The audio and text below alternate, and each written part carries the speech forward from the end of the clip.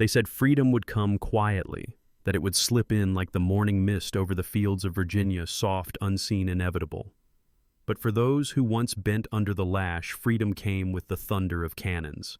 The air of 1863 smelled not of peace but of gunpowder and damp earth.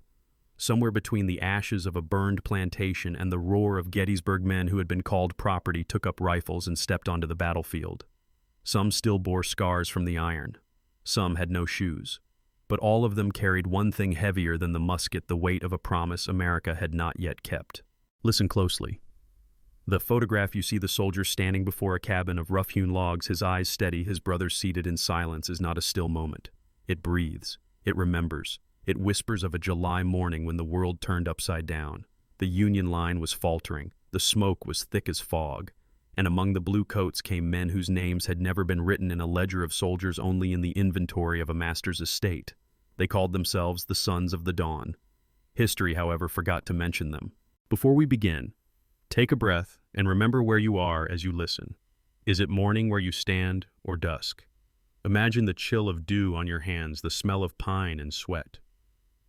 Leave a comment, tell us where you're watching from and what you feel at this moment. Because this story, this memory is not just about a war fought in 1863. It's about a promise still echoing through every field where someone once stood and said, "I am not property." The year was 1863. Gettysburg, Pennsylvania, the earth trembling beneath two great armies. 3 days of slaughter. The Confederacy's dream of northern conquest burning away in the smoke. But hidden in that storm of iron and fire were faces history rarely framed. The 1st Black Regiment's men of the United States colored troops, men who had escaped bondage only to find themselves holding the front line of freedom. Some marched barefoot. Some carried the memory of chains like a second skin. And though they fought under the same flag as their former masters, the meaning of that flag was not the same for them. The official records mention numbers, casualties, regiments, movements, but between those cold lines hides another story. Letters never delivered, names lost in mud, and a rumor that in the chaos of Gettysburg an entire unit of black volunteers vanished without trace. Some said they fell in the wheat fields. Others swore they kept marching into the fog after the guns went silent. A phantom regiment seen only at dawn, the sound of their drums still echoing long after the war had ended. We begin where the photograph begins, at the edge of the woods beside a cabin built from the timber of an old slave quarter. The man in uniform, they called him Josiah Gray, was once a field hand in South Carolina. He could neither read nor write, but he carried a hymn in his mind that had followed him north through swamps and hunger and fear. Go down Moses, he would hum even when no one else dared. Around him sat 4 men brothers, not by blood but by circumstance, fugitives turned soldiers. Their eyes carried the stillness of those who have seen too much and said too little. A historian might say they were part of the 54th Massachusetts, or perhaps a labor detail attached to the Union camp. But in the oral histories collected decades later among freedmen and their descendants, the story changed. They said those men were chosen by something unseen, that the smoke of battle did not touch them, that they moved through fire and came out unburned. Some even said they followed a sound, not the bugle, not the drum, but a low hum, like the earth itself was singing them forward. Fact or folklore, the line blurs here as it often does in America's hidden history. What we know is that after Gettysburg, the photograph survived. The names did not. No muster rolls list a Josiah Gray. No pension claims bear his signature. Yet the image exists, a ghost caught in silver nitrate eyes, steady rifle at his side, the weight of something unspoken pressing the air. And so we open this first chapter not as historians but as listeners, because some stories refuse to stay buried. Some truths whisper through the cracks of old wood and the hiss of a phonograph record. The war for freedom was not won at Appomattox. It began the moment an enslaved man lifted his head and decided to fight. And in that decision, somewhere between chains and the battlefield, America was born again. The fire still smolders in the soil of Gettysburg.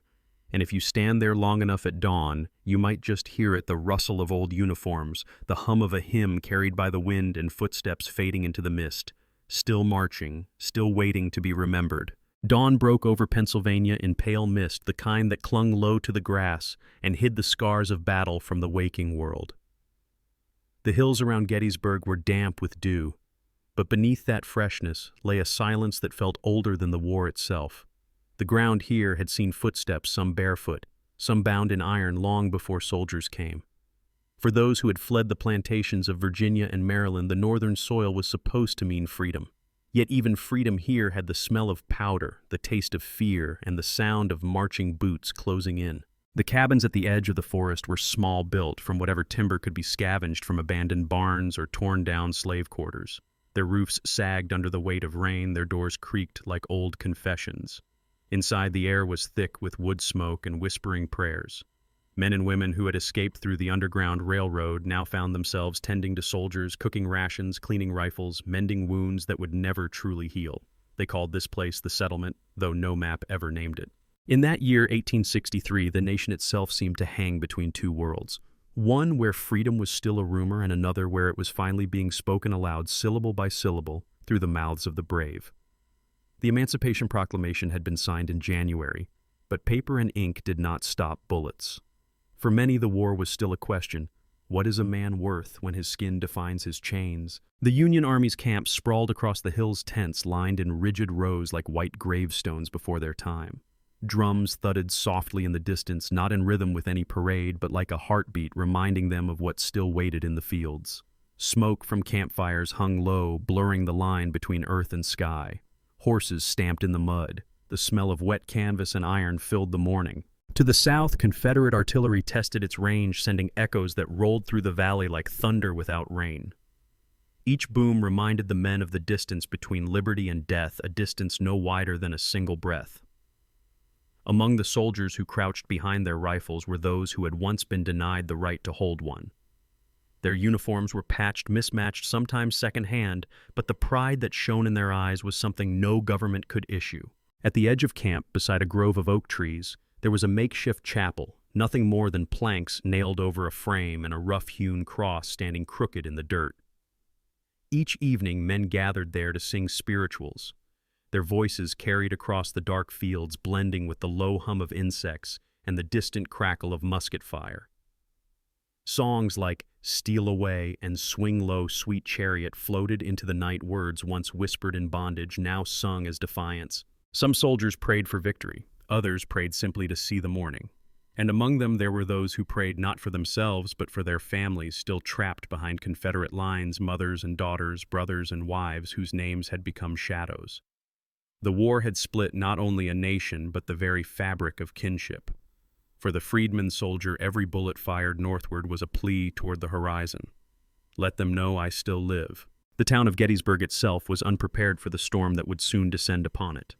Farmers led their livestock into the woods. Women carried water and bread to the camps. Children stared wide-eyed at the dark columns of soldiers passing through, some white, some black, some with eyes that looked far beyond the road ahead.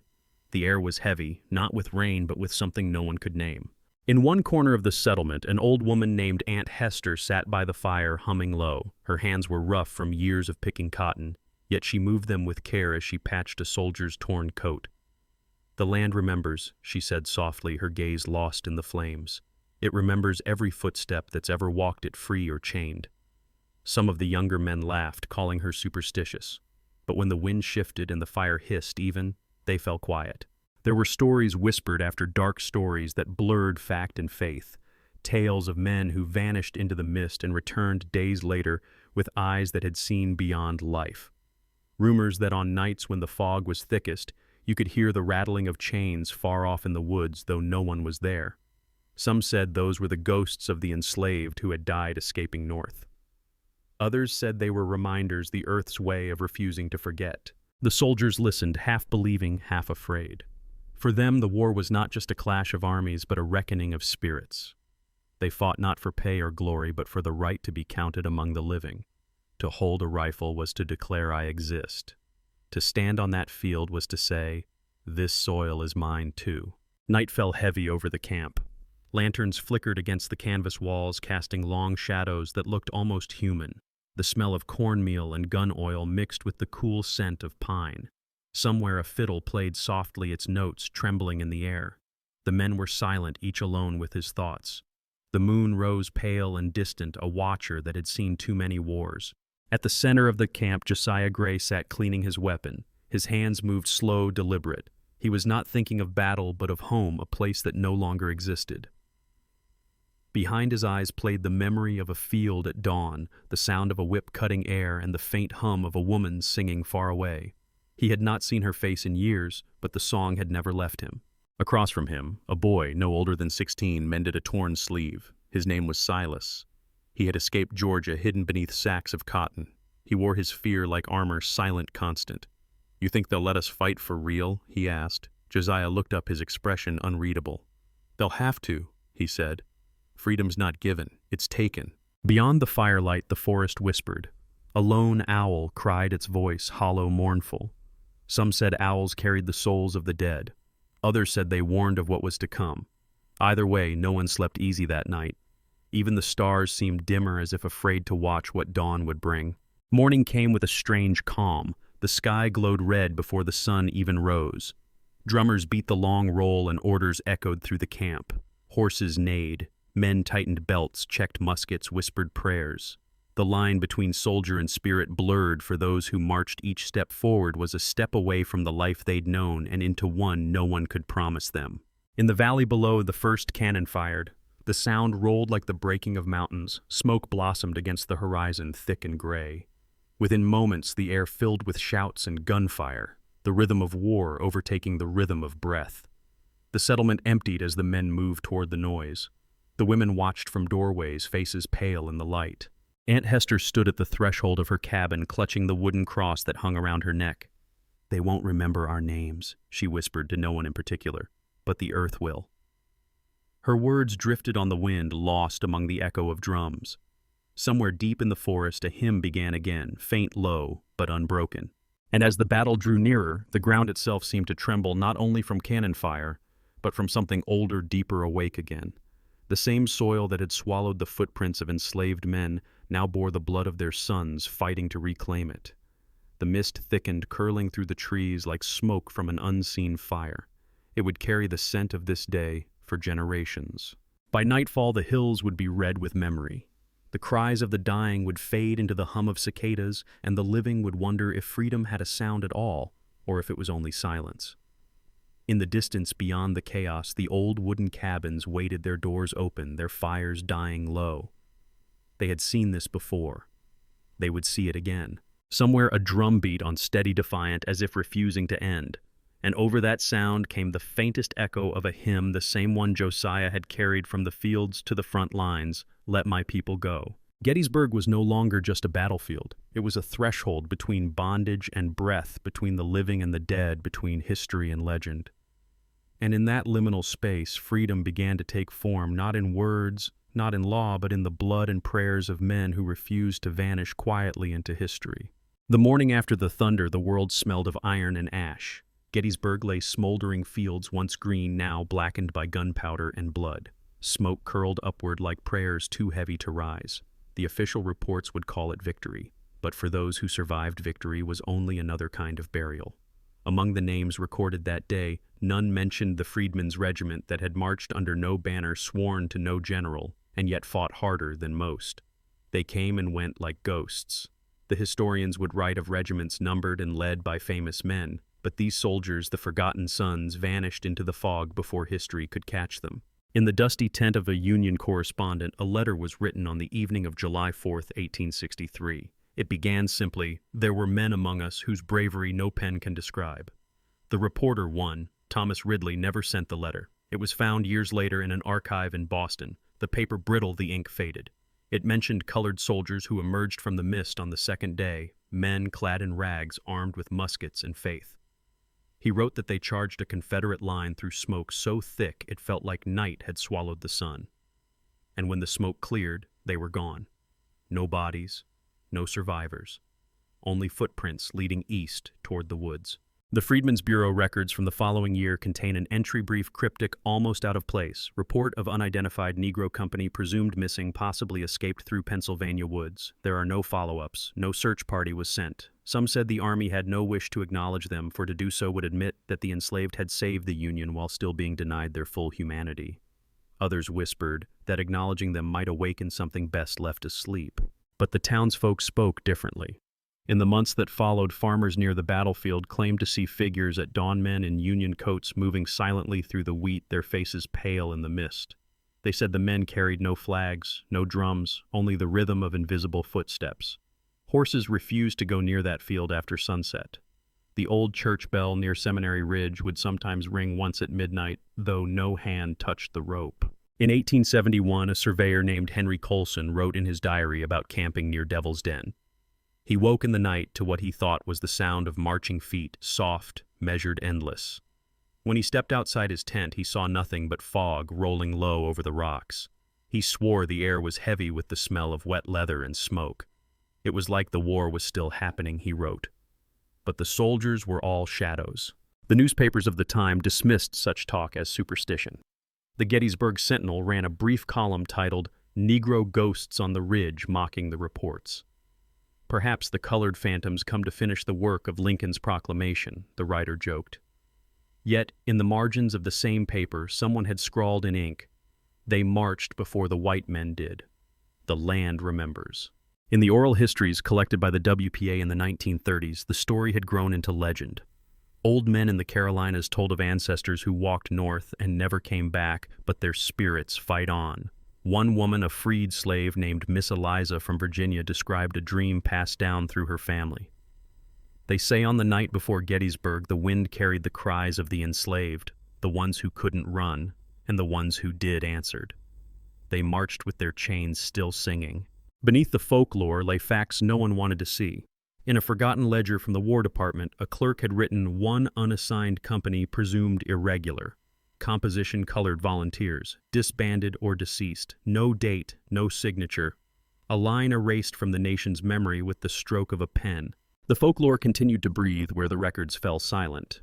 They called them the Midnight Regiment. Some said they were led by Josiah Gray himself, the man from the photograph, the soldier who looked like he knew the end before it came. According to the tales, Josiah had refused to retreat when the order came. If we run, he told his men, we'll be slaves again.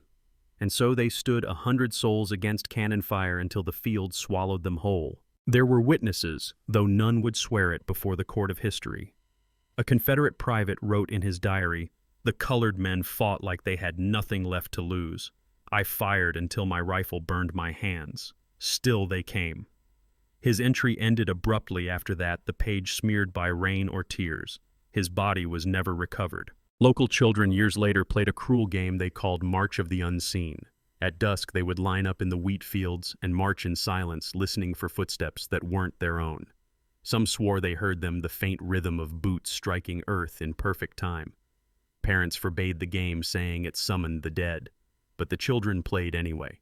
In the 1890s, a preacher from Maryland visited Gettysburg and held a revival on the very ground where the regiment was said to have disappeared. He claimed the soil there was cursed or consecrated, depending on who you asked. "These men were the first to see freedom with their own eyes," he shouted to the crowd. "They saw it so clearly that the world could no longer hold them." The congregation wept, but when they left, no one dared to walk across that patch of ground. Even the land bore witness. After heavy rains, bones surfaced in the dirt, too many to count, too few to explain. Archaeologists dismissed them as mixed remains from mass graves, but the old farmers whispered otherwise. "They weren't buried here," one man said. "They just rest here." There's a difference. Every generation added its own verse to the story. Some said the Midnight Regiment could be heard singing on the anniversary of the battle. Others claimed they appeared only to those carrying guilt deserters, bounty hunters, men who sold their brothers for money. To see them was said to mean redemption or damnation. In 1913, during the 50th anniversary reunion of Gettysburg veterans gathered on the same fields to shake hands and remember the fallen. The old men smiled for photographs, blue and gray, side by side. But as the camera flash faded, a young boy, the son of one veteran, tugged his father's sleeve and whispered, "Pa, who are the men standing behind them?" The father looked and saw no one. But the boy described them perfectly. Black uniforms, eyes shining like moonlight rifles held across their chests. That night, a storm rolled over Gettysburg, fierce and sudden. Lightning split the sky. A photographer's tent collapsed, and when they gathered the broken plates the next morning, one image had formed by accident, a blur of faces in the mist, too faint to explain.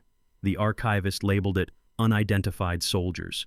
Decades later, when that glass plate was cleaned and enlarged, one of those faces looked eerily familiar. A man with sharp cheekbones, steady eyes, standing just as he had in the cabin photo. The archivist wrote a single note beneath it, "Resembles Josiah Gray." But by then, Josiah had been dead for half a century or so, they thought. In the decades that followed Reconstruction, black veterans were often buried without honors. Their names lost their graves unmarked.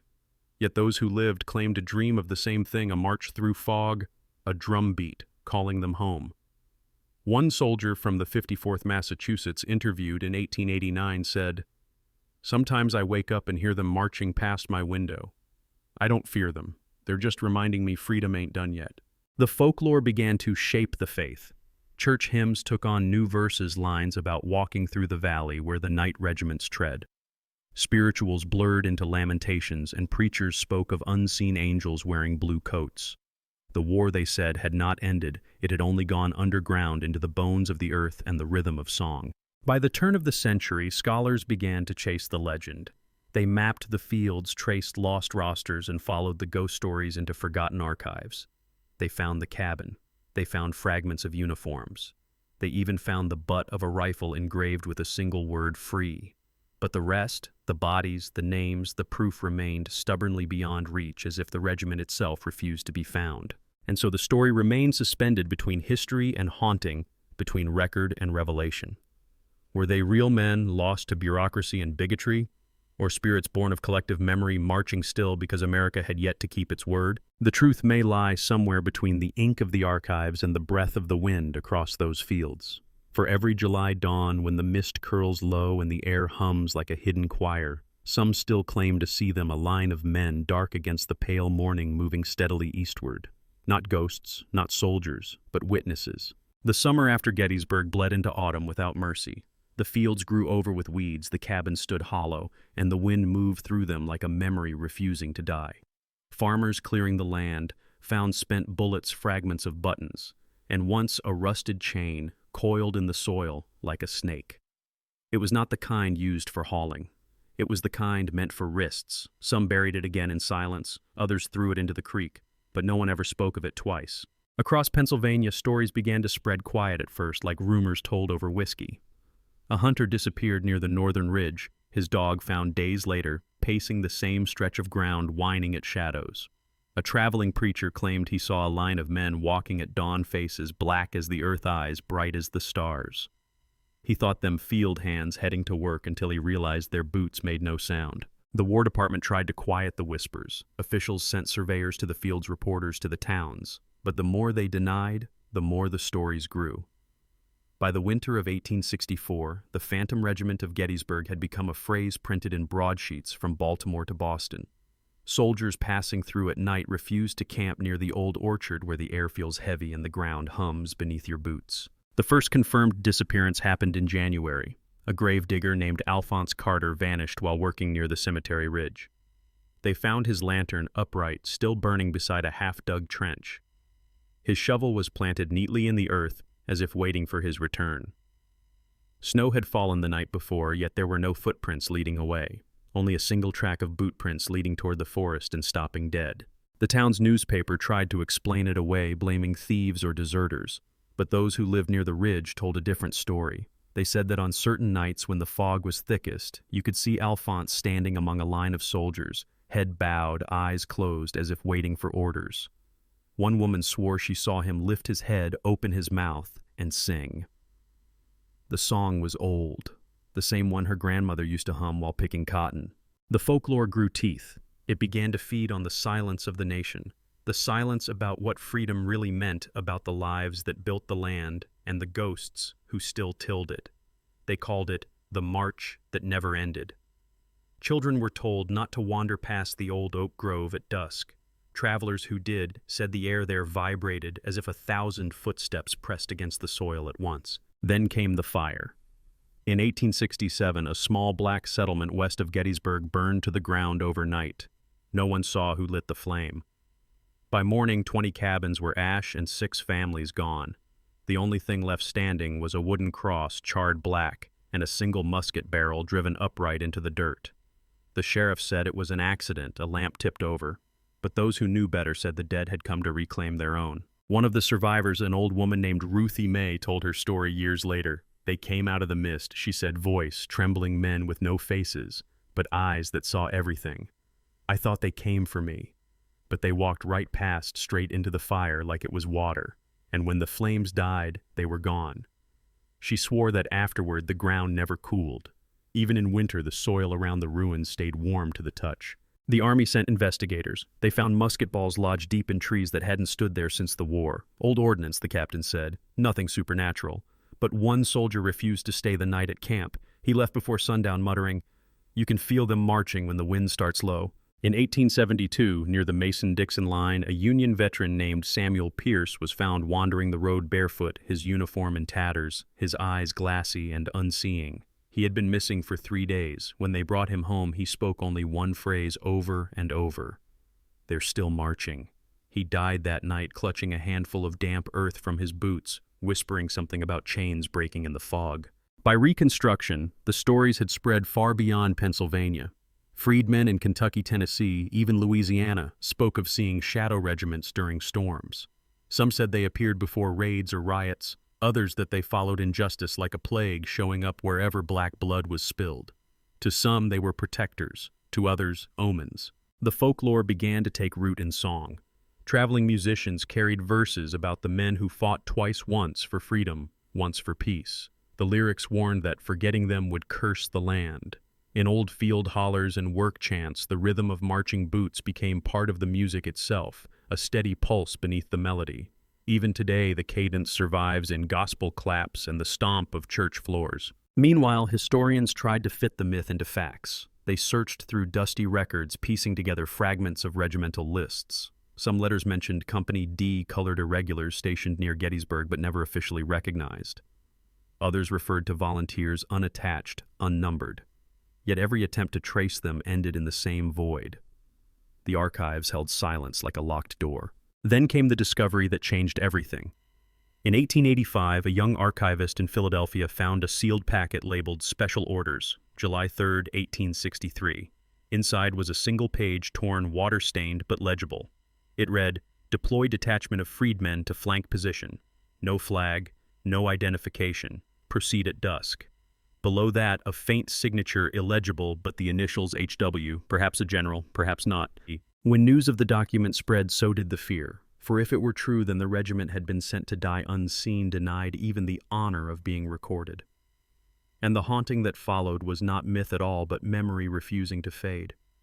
Churches held vigils, families prayed for the souls of those never named. And yet the night marches continued. A century later, during the Great Depression, WPA workers restoring the battlefield found strange patterns in the soil, long parallel indentations beneath layers of grass, perfectly spaced like footprints fossilized in mud. The foreman laughed it off as erosion, but one worker, a descendant of enslaved people, refused to touch that section. "You don't fill in footsteps that's still walking," he said. By then, the story had become larger than truth. It was a symbol of loss of justice delayed, of promises broken. The Phantom Regiment became the conscience of a nation still wrestling with its own shadow. Artists painted them. Preachers invoked them. Children recited poems that began, "They marched where no flag flew." But not all who sought the truth were ready for it. In 1941, a historian named Dr. Leonard Hayes returned to Gettysburg to write his thesis on African American soldiers of the Civil War. He was methodical, skeptical, determined to separate folklore from fact. He spent 3 nights near the old settlement. On the 4th, he vanished. His tent was found collapsed, his notes scattered. The last entry in his journal read, "They march east at dawn." In 1963, 100 years after the battle, the nation celebrated the centennial of emancipation. Marches filled the streets of Washington. But at Gettysburg, a reporter covering the ceremony swore he saw something strange on the horizon. A faint line of men moving through the morning fog, their silhouettes merging with the mist. When he developed his film, the image showed nothing except a blur shaped like a human figure and the faint outline of a drum. The legend had outlived its skeptics. By the 1980s, locals called the phenomenon the Gray March. Tourists came hoping to see it, though few did. Those who stayed overnight near the old ridge spoke of hearing humming deep, rhythmic, mournful, like hundreds of men singing through the fog. One woman described it as the sound of chains breaking underwater. Historians argue still, was it mass hysteria, natural sound reverberation, or something beyond comprehension? Yet those who've walked the field at dawn say otherwise. They say the ground feels alive, trembling softly like a heartbeat too deep to hear. They say that if you stand still and close your eyes, you'll feel the weight of a nation's unfinished march pressing against your souls. Because the war never truly ended. It just changed its uniform. The men of the Midnight Regiment still walk not as phantoms, but as reminders. Every echo in the soil, every hymn in the wind, every footstep on that sacred ground, all of it is their unfinished song. And until freedom belongs equally to every soul that bleeds for it, their march will never end. The war had ended, they said. The nation was reborn. Flags waved, bells rang, and history turned its gaze toward Reconstruction, a word meant to mend the body of America while ignoring its soul. But in the quiet fields of Pennsylvania, the air refused to heal. Farmers plowed their soil and struck metal musket balls, shattered bayonets, buttons marked USCT for United States Colored Troops. Yet the regiment they belonged to was never listed among the living or the dead. The Freedmen's Bureau tried to make sense of the missing. In 1868, an official in Washington received a packet of anonymous letters, accounts of colored soldiers lost in the northern states. One read, "They were promised their names would be known, but their names were buried instead." Another, "We sent them to fight the devil, but it was the devil who kept their souls." The letters were catalogued, sealed, and forgotten. By the 1870s, the exoduster migrations carried freed families westward, Kansas, Oklahoma, Nebraska, chasing a land unpoisoned by memory. But some said that on still nights, the sound of marching followed them faint and steady, like footsteps carried on the prairie wind. In Topeka, a man named Elijah Green claimed he heard drums in his dreams. They were calling roll, he told his wife, and my father's name was the only one missing. The archives tell of hundreds of black veterans who tried to claim pensions and were denied. Their affidavits vanished. Their witnesses died mysteriously. Some were told they had never served at all. No record, said the clerk stamping the paper. No proof. But when one widow, Sarah Gray of York County, opened her husband's old Bible, a photograph fell out, a man in uniform, rifle in hand, standing before a wooden cabin. Beneath it, in fading ink, were the words, "From chains to the battlefield." Fact met folklore again in 1889 when an itinerant preacher named Moses Dunbar claimed to receive visions while praying near the battlefield. He spoke of men walking through the smoke, their faces lit by unseen fire. When he awoke, he found a row of footprints pressed into the dirt leading toward the woods. They stopped where the fog began. He built a chapel there, calling it the Church of the Returning March. The structure still stands, its floorboards hollow with age, its congregation long gone. In 1903, a journalist for the Pittsburgh Courier revisited Gettysburg for a human interest feature. His article began as a curiosity piece debunking myths of Negro ghosts, but the tone shifted midway through his draft. At precisely 5:45, he wrote, "I heard what I can only describe as a cadence, slow, rhythmic, unyielding. The ground shook slightly beneath my boots. I am not a believer in spirits, but I left that place a changed man. The paper refused to print it. The typeset copy was destroyed. Meanwhile, Harlem was alive, jazz sermons, newspapers, and night trains. Yet even amid the light, the old stories followed. Musicians spoke of haunted rhythms carried up from the South. One trombonist in 1923 said every time he played a certain blues progression, he could hear faint marching beneath the bass line. He called it the Gettysburg Stomp, a rhythm that sounded like boots on soil echoing through a century. In back rooms and church basements, elders told stories the newspapers would not touch. They said that every so often a child was born with eyes that reflected candlelight differently, as though remembering flames from another lifetime. They called them Marchers Reborn. Many grew up to be preachers, musicians, soldiers. Some claimed to have dreams of standing in a line of men at dawn, holding rifles and humming spirituals they'd never learned. Scholars uneasy with the myth turned to anthropology. In 1931, a researcher from Howard University collected testimonies from families who traced their lineage to the missing regiment.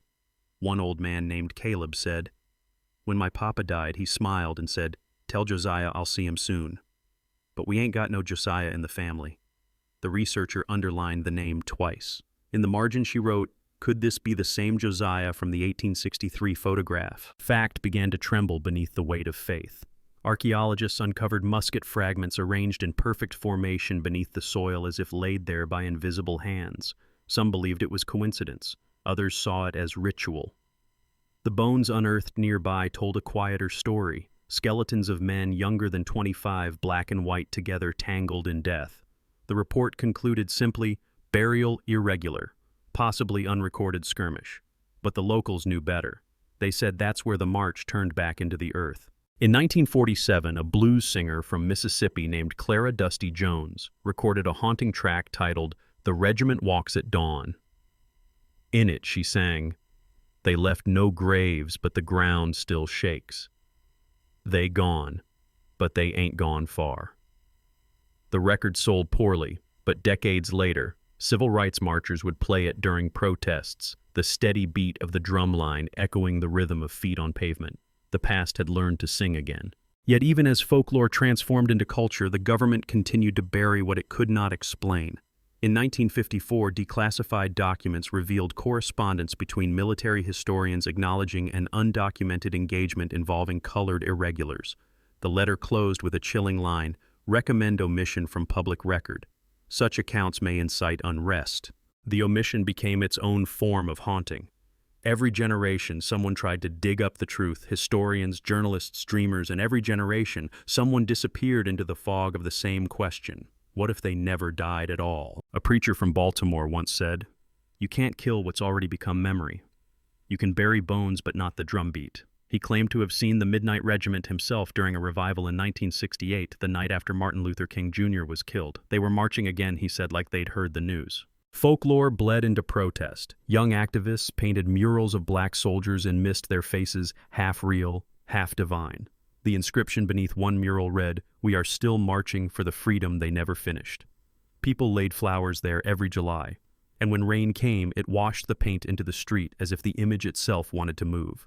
The story of the lost regiment had lingered for a century, like the aftertaste of thunder, something felt in the bones more than heard in the air. By the 1990s, scholars had gathered enough fragments to sense a pattern beneath the myth. The names missing from rosters, the unsigned reports, the erased pension claims, all of it pointed toward deliberate forgetting. Yet forgetting never kills a story. It only drives it deeper. One historian, a quiet man named Dr. Isaiah Lorne, devoted his life to the mystery. He had grown up in Virginia, listening to his grandmother hum old spirituals about soldiers who walked home through the clouds. In graduate school, he stumbled upon the faded photograph of Josiah Gray, the same image that had survived every fire, every archive relocation. It drew him in like gravity. He spent 30 years chasing its echo. In 1997, Dr. Lorne uncovered something extraordinary. In a forgotten storage room of the National Archives beneath boxes of misfiled Freedmen's Bureau reports, he found a bundle labeled simply Gettysburg, irregulars colored. Inside were pages scorched by age orders manifests and one blood-stained field report written in pencil. It described a detachment of freedmen sent east of the ridge for reconnaissance only. The final line stopped mid-sentence. They did not return, but the dawn was full of singing. The discovery made headlines for a week, then silence. The documents vanished during review. The historian was told they had been relocated for preservation. But when he requested access months later, the file no longer existed. Only the label remained. Irregulars colored. No microfilm, no index, no trace. That winter, Dr. Lorne returned to Gettysburg one last time. He rented a small cabin near the site of the old settlement, carrying with him copies of the few pages he had managed to photograph. Locals remembered seeing him walking the ridge at dawn, notebook in hand, whispering as if speaking to someone unseen. On the third morning, his car was found empty by the roadside. The cabin door hung open, a single page tacked to the wall. In his handwriting it read, "They are not gone. They are waiting for roll call." For weeks, search parties combed the woods. They found nothing except footprints in the frost, dozens of them stretching eastward into the trees, stopping abruptly at the old chapel ruin. The ground there was warm, though the air was freezing. When investigators returned the next day, the prints were gone, smoothed over as if by rain, though no rain had fallen. The newspapers called it tragedy. Historians called it coincidence. But in the black churches of the South, sermons were preached in his honor. Dr. Lorne walked where they walked, said one preacher, and when he heard the drumbeat, he answered it. Then came the recording. A park ranger checking motion sensors at dawn captured a 10-second audio clip near the ridge. At first it was static, then faint rhythmic thuds. 3 beats pause, 3 beats pause. Beneath it, a low hum. When enhanced, the hum resolved into a fragment of a song, "Go Down Moses." Experts called it interference. The locals called it proof. The phenomenon spread beyond Gettysburg. In Louisiana, during a restoration of a forgotten graveyard, Workers uncovered a headstone carved with a single phrase, "From chains to the battlefield." No name, no date, just that. In the months that followed, visitors claimed to hear footsteps along the riverbank at night. "It's them," an elder said softly, still walking north. Somewhere between the living and the dead, between ink and breath, the truth had found its own way of surviving. The Midnight Regiment was no longer confined to legend. It had become the bloodstream of remembrance itself. Their story beat in protest drums and the stomp of choirs in every march where men and women demanded to be seen. At dawn on the anniversary of Gettysburg's first day, a group of descendants gathered on the ridge. They brought no flags, no cameras, only soil and song. As they sang, mist rolled in from the fields. One woman dropped to her knees, whispering she could feel the ground tremble beneath her palms. A veteran among them saluted the empty horizon. "They're still out there," he said, marching toward the sunrise. And maybe they are. Maybe that's what freedom really is. Not a moment won, but a march unending, a promise that the footsteps of the forgotten will never stop echoing until justice walks beside them. The earth holds their rhythm, the wind carries their hymn, and the dawn remembers their faces even when the archives do not. Some nights when the fog settles low and the crickets fall silent, you can almost hear it. A drum line, faint but certain like the heartbeat of a nation, learning how to breathe again. The men of Gettysburg march, still their fate unknown, their story unfinished, their voices rising through the soil. And somewhere among them walks Josiah Gray, rifle in hand, eyes fixed east, whispering into the wind. Long after the cannons fell silent, the echoes refused to die. The ridge at Gettysburg grew wild again, grass reclaiming what men had burned, wind smoothing the scars of trenches. Yet beneath that calm, something still breathed. Locals spoke of hearing hymns on foggy mornings, of feeling the ground shudder softly when the sun broke over the eastern tree line. The town changed, generations came and went, but the story, the one about the lost regiment, clung to the soil like dew that never dried. By the turn of the century, cabins from the old settlement leaned into ruin, their logs silvered by rain, their hearths cold for decades. Children dared each other to enter at dusk. Those who did swore they heard humming from beneath the floorboards the same tune their grandparents sang in church, "Let my people go." Preachers said the land had been sanctified by blood. Historians called it haunted. The truth lay somewhere in between, a holiness too heavy to name. Time carried the legend forward. When black soldiers marched in World War I, elders said they walked with ghosts beside them. During the civil rights marches of the 1960s, old women on porches wept quietly as feet struck pavement in perfect rhythm. That's the same sound one whispered. That's them still walking. And as police batons fell, as choirs sang, "We shall overcome," it seemed for a heartbeat that the drumline of 1863 had returned to life, no longer bound to Gettysburg, but pulsing through every protest for justice. Scholars came and went, drawn by the same question that consumed Dr. Isaiah Lorne. Some wrote books, some vanished into obsession. One graduate student claimed that while digitizing field recordings from the 1930s, she heard something no one else could, a faint second voice beneath a freedman's interview whispering the words, "Still marching." The audio file corrupted days later. The hard drive burned out. She never tried again. Even now, a few towns near the battlefield stand nearly empty. Stores, shuttered roads, cracked windows clouded by dust. But on the anniversary of the battle, a handful of candles always appear along the ridge. No one knows who lights them. Their flames flicker in the mist like a roll call of souls answering from beyond time. The songs endured. Spirituals once born in bondage still rise from church choirs across the South, carrying the same cadence the Midnight Regiment marched to. Gospel singers slap the floor in rhythm, and elders close their eyes, whispering names they never learned but somehow remember. In their voices, the line between memory and prayer fades, as if the living are finishing the chorus the dead began. Folklorists now admit what history tried to hide, that the story of Gettysburg's lost freedmen was never about death. It was about return. Every generation that fights for dignity steps into their footsteps. Every chant for equality beats the same rhythm they carried into the fog. Freedom is not an event, it is an inheritance. And sometimes late at night, a park ranger making his rounds stops near the old ridge, kills his flashlight, and listens. The air is still, the moon high. Then faintly a sound, low and steady boots striking earth in perfect unison. He doesn't move. He doesn't breathe. Because in that moment, he knows he is not alone. The past is not buried here. It walks, it sings, it waits. And if you stand long enough, you might feel it too, that trembling beneath your feet, that hum rising from the soil, the unfinished march of men who refuse to vanish quietly into history. They came from chains to the battlefield, and they never stopped walking. In the archives of the Library of Congress, a historian named Ruth McKinney discovered a forgotten phonograph cylinder labeled Freedman Hymn Gettysburg 1898. When restored, the crackling audio revealed male voices singing in unison. The melody matched no known hymn. The final line was indistinct but repeated, "We still walk, we still walk." Experts debated whether it was authentic or a later hoax, but those who heard it swore the recording ended with the faint sound of boots striking dirt. The stories spread across the Atlantic. In 1974, a British journalist visiting Gettysburg described a pressure in the air and a low vibration like music trapped beneath the ground. When he returned to London, he suffered recurring nightmares.